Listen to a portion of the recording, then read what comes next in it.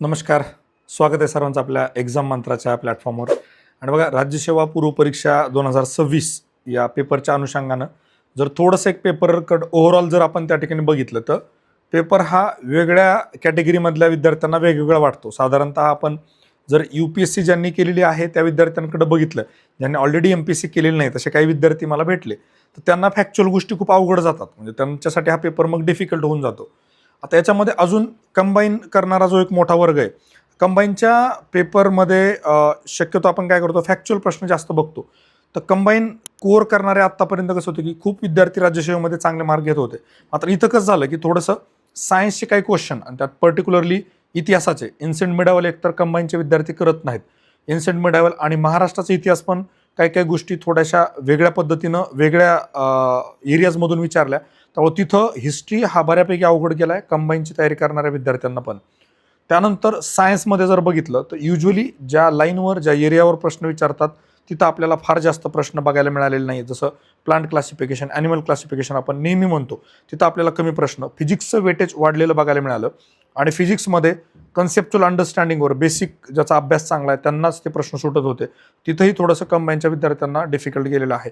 आता coming to राज्यसेवा core तयारी करणाऱ्या विद्यार्थ्यांकडे जेव्हा आपण बघतो, मला असं वाटतं पेपर मॉडरेट त्यांना आपण म्हणू शकतो. कारण काय, दोन एरिया जिथं हिस्ट्री अवघडच होता, सायन्स अवघडच होता. करंटमध्ये एक 8 ते 10 प्रश्न मॅनेजेबल होते, 4-5 प्रश्न कम्प्लिटली काही काही तर बाउन्सर होते ज्याच्याबद्दल काही वाचलेलं नव्हतं. इकॉनॉमिक सर्वेमधले 1-2 जे प्रश्न होते मला असं वाटतं प्रश्न अवघड होते, पण जर थोडंसं व्यवस्थित वाचण्याचा प्रयत्न केला, ऑप्शन बघितले, तर उत्तरापर्यंत तिथेही जाण्याचा स्कोप त्या ठिकाणी होता. आता राहिला ओव्हरऑल पेपरकडे बघितल्यानंतर, म्हणजे ॲव्हरेज आपण राज्यसेवा टार्गेट करणाऱ्या विद्यार्थ्यांच्या दृष्टिकोनातून जर बघितला तर PYQ जे आहे बऱ्यापैकी ठिकाणी आपल्याला PYQचे रिफ्लेक्शन, PYQचे एरियाज आणि त्या थीम्स बघायला मिळतात. जसं मला वाटतं लँड रिफॉर्मबद्दल बोललो होतो, एक प्रश्न होता. पॉप्युलेशन डायनामिक्सबद्दल बोललो होतो, विथ पॉप्युलेशन 2 प्रश्न तिथे आपल्याला बघायला मिळाले. मात्र पॉप्युलेशन रिलेटेड एक त्यांनी स्कॉलर विचारला, कम्प्लिटली नवीन विचारला, पण तिथेही अगेन प्रश्न जर व्यवस्थित वाचला तर उत्तरापर्यंत जाता येतं.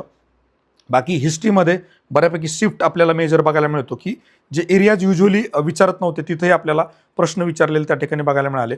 म्हणून मला असं वाटतं की तिथे हिस्ट्री डिफिकल्ट होता, सगळ्यांसाठीच डिफिकल्ट होता. सायन्स पर्टिक्युलरली फिजिक्स तिथं मात्र बऱ्यापैकी जणांना चांगलं परफॉर्म करता आलेलं नाही आहे.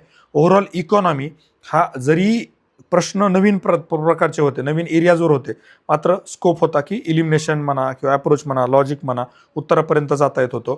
पॉलिटीमध्ये अगेन कंबाईनच्या विद्यार्थ्यांना थोडंसं अवघड जाऊ शकतं. मात्र ज्यांनी UPSCची तयारी केलेली आहे, ज्यांना UPSCचा थोडा टच आहे, कोर राज्यसेवेच्या विद्यार्थ्यांना तिथेही त्या ठिकाणी स्कोप होता. बऱ्यापैकी क्वेश्चन्स बरोबर येऊ शकतात.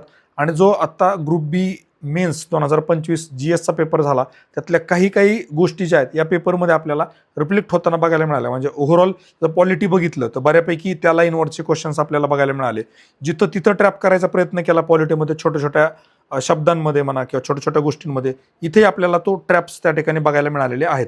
आता इन जनरल जेव्हा आपण ह्या पेपरकडे बघतो तर मला असं वाटतं इनिशियली मी जो शॉर्ट केला होता त्याच्यामध्ये मॉडरेट मी म्हटलं होतं 1-2 विद्यार्थ्यांसोबत चर्चा केल्यानंतर. आता अजून विद्यार्थ्यांसोबत चर्चा केल्यानंतर पर्टिक्युलरली नवीन विद्यार्थ्यांच्या मी कमेंट्स पण बघितल्या, तिथं त्यांचं म्हणणं की पेपर डिफिकल्टच होता. आणि या बाबतीमध्ये मी तुम्हाला दरवर्षी एक गोष्ट सांगतो की दरवर्षी पेपर मागच्या वर्षीपेक्षा थोडासा डिफिकल्ट असतो. म्हणजे गोल्डन वर्डमध्ये म्हणा किंवा मागच्या काही दिवसांपासून सांगत होतो की पेपर हा या वर्षी झालेला पेपरपेक्षा पुढचा थोडा डिफिकल्ट असतो. काही एरियाज चेंज होतील, ते एरियाज झाले. काही पॅटर्न नवीन बघायला मिळतील, ते झाले. ओव्हरऑल पॅटर्न चेंज झालाय का? अजिबात नाही. MPSCची जी कोर लाईन आहे, ज्याच्यावर MPSC प्रश्न कायम विचारते, ती कोर लाईन MPSCनं अजूनही तशीच ठेवलेली आहे. पेपर अवघड कोणता होता? UPSC प्रिलिम्स 2026चा पेपर प्रचंड अवघड होता, त्याला आपण अवघड म्हणू शकतो. इथे मला असं वाटतं moderate to slightly difficult overall नवीन विद्यार्थ्यांचा जर आपण विचार केला तर, आणि त्यातही ज्यांनी मागच्या 1-2 वर्षातच तयारी चालू केली, बऱ्यापैकी गोष्टी रिटेन करणं डिफिकल्ट असतं. जिथं फॅक्ट माहिती पाहिजे होत्या तिथं त्या विद्यार्थ्यांना कदाचित चांगल्या पद्धतीनं परफॉर्म करता आलेलं नसेल. तर नवीन ॲस्पिरंट्स मागच्या 1-2 वर्षापासून तयारी करणारे, it was difficult.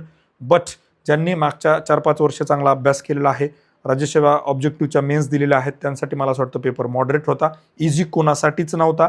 Moderate to difficult आपण आता या क्षणाला म्हणू शकतो. ओव्हरऑल जेव्हा विद्यार्थ्यांचे मार्क समोर येतील, जास्तीत जास्त विद्यार्थ्यांचा आपल्याला त्या ठिकाणी एक थोडा सॅम्पल स्पेस कळेल, त्यावेळेला एक्झॅक्टली आपल्याला करता येईल ते आपण प्राथमिक निरीक्षणाच्या थोड्या वेळाने व्हिडिओमध्ये करूयात सीसॅटचा पेपर झाल्यानंतर अर्थातच. आणि मला असं वाटतं आता सीसॅटचा पेपर शांतपणे सोडवा. बऱ्यापैकी मागच्याच लाईनवर पेपर येईल, व्यवस्थित सोडवला तर तिथं अडचण येणार नाही असं मला त्या ठिकाणी वाटतं. ओव्हरऑल एक परत हिस्ट्री मला असं वाटतं डिफिकल्ट, जिओग्राफी थोडंसं महाराष्ट्राचं वेटेज वाढवलंय आणि तिथंही थोडेसे 3-4 प्रश्न तर कम्प्लिटली नवीन एरियाजवर, जे आत्तापर्यंत जिथं PYQ नव्हते तिथं आपल्याला जिओग्राफीचे बघायला मिळाले, त्यामुळे तो थोडा सेक्शन त्यांनी अवॉइड केला. इकॉनॉमी मी जसं सांगितलं की मला असं वाटतं मॉडरेट होता आणि खूप स्कोप होता क्वेश्चन अटेम्प्ट करण्यासाठी. पॉलिटी अगेन मॉडरेटच होता. Coming to general science difficult. Current affairs एक 4-5 प्रश्न अवघड होते. बाकी रेग्युलर आपण जे करंट मंत्रामध्ये केलं किंवा यूट्यूबला फ्री सिरीज पण आपली अजून आहे तो व्हिडिओ, त्यातही तुम्ही बघू शकता. 1 लाईनरमधले 2-3 प्रश्न ॲज इट इज आपल्याला बघायला मिळतात. त्यानंतर स्कीमवरचे पण प्रश्न आपल्याला त्यातून सॉल्व्ह होताना बघायला मिळतात. ओव्हरऑल मला असं वाटतं पेपर मॉडरेट स्लाइटली डिफिकल्टकडे आत्ता या क्षणाला आपण म्हणतोय.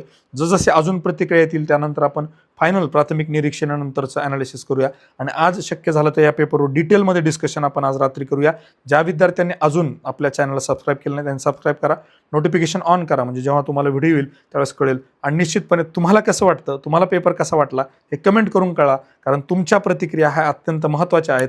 जे विद्यार्थी तयारी करतात, जे ॲक्च्युअलमध्ये पेपर देतात, त्यांच्या ओरिजिनल प्रतिक्रिया ज्याला आपण की फर्स्ट हँड एक्सपिरियन्सवाल्या ज्या आहेत त्या अत्यंत महत्त्वाच्या असतात. त्याच्यानुसार आपल्याला एक अंदाज येऊ शकतो. पण एक शेवटी जाता जाता एक गोष्ट सांगेल, ओव्हरऑल कट ऑफ मागच्या वेळेसपेक्षा निश्चितपणे कमी लागेल आत्ता या क्षणाला तरी मला असं वाटतं. चला थांबूया इथं आणि भेटूया पुढच्या प्राथमिक निरीक्षणाच्या व्हिडिओमध्ये. तुम्हाला पुढच्या पेपरसाठी खूप खूप शुभेच्छा. Thank you so much and all the very best my dear friends. जय हिंद, जय महाराष्ट्र.